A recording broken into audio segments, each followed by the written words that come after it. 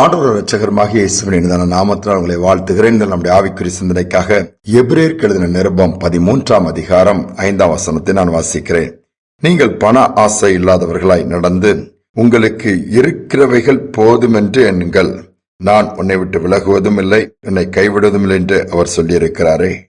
இருக்கிறவைகள் போதும் என்று எண்ண வேண்டும் என்று வேதம் சொல்லுகிறது. இன்று அநேக நேரத்தில் பிரச்சனை அதுதான். இல்லாதவைகளை குறித்து நாம் கவலைப்படுகிறோம், இருக்கிறவைகளை மறந்து விடுகிறோம். இருக்கிறவைகள் போதும் என்கிற ஒரு திருப்தி நமக்கு இருக்கும் என்று சொன்னால் எந்தவித பாதிப்போ மனதுக்கோ சரீரத்திற்கோ ஏற்படுவதே இல்லை. அநேக நேரத்தில் நாம் அதை மறந்து விடுகிறோம். எனக்கு அது இல்லையே, இது இல்லையே, அவர்களுக்கெல்லாம் இருக்கிறதே. இதுதான் மனிதனுடைய சுபாவமாக இருக்கிறது. ஆனால் ஆண்டவர் என்று சொல்கிறார், நான் உனக்கு இருக்கிறேனே, போதுமானவராய் நான் உன்னை நடத்துகிறேனே. அந்த ஒரு சிந்தைக்குள் நாம் வர வேண்டும் என்று ஆண்டவர் விரும்புகிறார். இஸ்ரேல் ஜனங்களை எகிப்தின் அடிமைத்தனத்தில் விட்டு வெளியே கர்த்தர் கொண்டு வந்து லட்சக்கணக்கான ஜனங்கள் வனாந்தரத்திலே நடந்து கானானுக்கு நேராக போகிறார்கள். யோசித்து பாருங்கள், அவள் விதைக்கவில்லை, அறுக்கவில்லை, களஞ்சியங்களில் சேர்த்து வைக்கக்கூடிய நிலைமை கிடையாது. ஏனென்றால் அவர்கள் பிரயாணப்பட்டு போகிறார்கள். விதைக்க முடியாது, அறுக்க முடியாது, சேர்த்து வைக்க முடியாது. ஆனாலும் அன்றன்று உள்ள ஆகாரத்தை கர்த்தர் கொடுக்கிறார். தண்ணீர் தாகம் எடுக்கும் பொழுது கண்மலையிலிருந்து கற்பாறையிலிருந்து தண்ணீரை ஏற்படுத்தி கொடுக்கிறார். வனாந்தரம் வரும் பொழுது, வெயில் வரும் பொழுது நிழலாக இருக்கிறார், பாதை காட்டுகிறார், சொல்லிக்கொண்டே போகலாம். இன்னும் விருப்பப்பட்டதெல்லாம் கொடுத்து நடத்தி உற்சாகப்படுத்துகிறார், பலனை கொடுக்கிறார். ஆனால் அந்த ஜனங்களுக்கு திருப்தி என்பதே இல்லை. எகிப்தை தான் நினைத்து பார்த்தார்கள். நாங்கள் எகிப்தில் எப்படி இருந்தோம், அங்க எப்படி இருக்குன்னு கடைசியில கானானை அடையக்கூடாமல் போய்விட்டது. இன்னைக்கு எது இருக்குதோ இல்லையோ, அல்லது சில பேர்லாம் சொல்லுவார்கள், நமக்கு துணையா யார் இருக்கிறா, நமக்கு உதவி செய்ய யார் இருக்கிறா, ஒத்தாசை அனுப்ப யார் இருக்கிறா என்று சொல்லி புலம்புவார்கள். ஆண்டவர் கூட இருக்கிறாரா? தேவனாய கர்த்தர் கூட இருக்கிறாரா? அதை காட்டிலும் மேன்மையான இந்த உலகத்துல வேற ஒன்றுமே இருக்காது. எவ்வளவுதான் பொருட்கள் இருக்கலாம், சொத்துக்கள் இருக்கலாம், செல்வங்கள் இருக்கலாம், ஆனால் எல்லாவற்றை காட்டிலும் இயேசு நம்மோடு கூட இருக்கிறார்னா அதுதான் மேன்மை. ஏனென்றால் அதுதான் நிரந்தரம். ஒரு கழுகு தினமும் அது அந்த கடற்கரை பகுதியில போய் மீன்களை பிடித்து தன்னுடைய குஞ்சுகளுக்கு கொண்டு கொடுக்குமா. அது அந்த நதிகளிலே பறக்கும் பொழுது ஏற்ற மீன்களை பார்த்து சரியாக அதை பிடித்து அப்படியே கொண்டு போய் கொடுக்கும். ஆனால் ஒரு நாள் அதற்கு ஒரு விபரீத ஆசை வந்தது.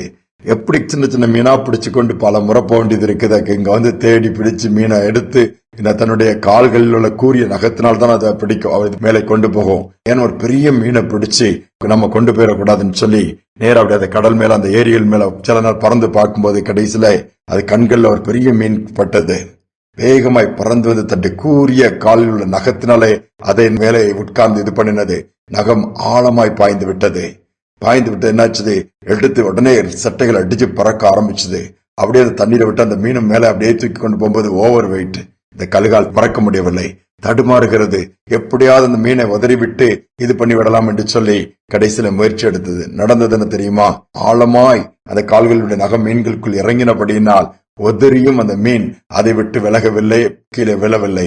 கடைசியிலே அந்த மீன் தண்ணீரிலே விழுந்தது. கழுகும் சேர்ந்து விழுந்து மாண்டு போனதாம். இருக்கிறது போதும், அல்லது சிறிய தன்னால் எது முடியும், தனக்கு எது போதும், அந்த ஒரு திருப்தி இருந்ததுன்னா இந்த ஒரு நிலைமை வந்திருக்காது. யோசித்து பாருங்க, அநேக நேரம் நாமும் அப்படித்தான் அளவுக்கு அதிகமாய் ஆசைப்பட்டு விடுகிறோம்.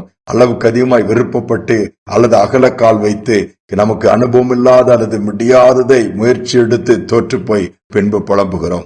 வேதம் தெளிவாக சொல்கிறது, இருக்கிறது போதும். இயேசு நம்மோடு கூட இருக்கிறார், நடத்துவார்.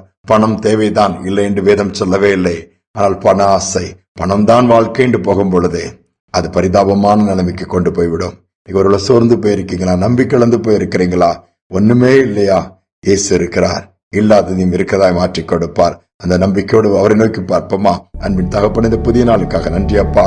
இம்மட்டுமா நீ நடத்துகிறீர், இம்மட்டுமா எவ்வளவு குறைவுகள் வந்தாலும் நான் எல்லாவற்றிலும் நிறைவை கொடுத்து அல்லது அந்த பாதையை தாண்ட வைக்கிறீங்க. தேவையில் எல்லாவற்றிலும் நீர் உதவி செய்கிறீர், அதற்காய் ஸ்தோத்திரம். இதை கேட்டுக்கொண்டிருக்கிற பிள்ளைகள் ஒருவேளை குறைவோடு இருக்கலாம், என்ன செய்வதென்று வேதனையோடு கூட இருக்கலாம், அல்லது போதும் என்கிற மனதில்லாமல் போராடி கொண்டிருக்கலாம். அது இல்லையே என்று சொல்லி இருக்கிறதை மறந்து, இருக்கிறதை விட்டு விட்டு, இருக்கிறதை எண்ணாமல், இல்லாததை நினைத்து கவலைப்படுகிற நிலைமை இருந்தால் இன்று அவைகள் எல்லாம் மாறட்டும் அப்பா. இயேசு இருக்கிறார், அவர் நடத்துவார். இயேசு இருக்கிறார், அவர் பார்த்துக் கொள்வார். அந்த சிந்தை உண்டாகட்டும், தொடர்ந்து நடத்தும். துதிகனமை ஏற்றுக்கொள்ளும் இயேசுவின் நாமத்தில் பிதாவே, ஆமேன், ஆமேன். இருக்கிறவைகள் போதும் என்று எண்ணுவோம். இயேசு இருப்பார், நம்மோடு கூட அவர் விலகாமல் நடத்துவார், பாதுகாப்பார். இந்த சிந்தனையோடு நாளை தொடருவோம். மீண்டுமாய் நாளை தினம் சந்திப்போம்.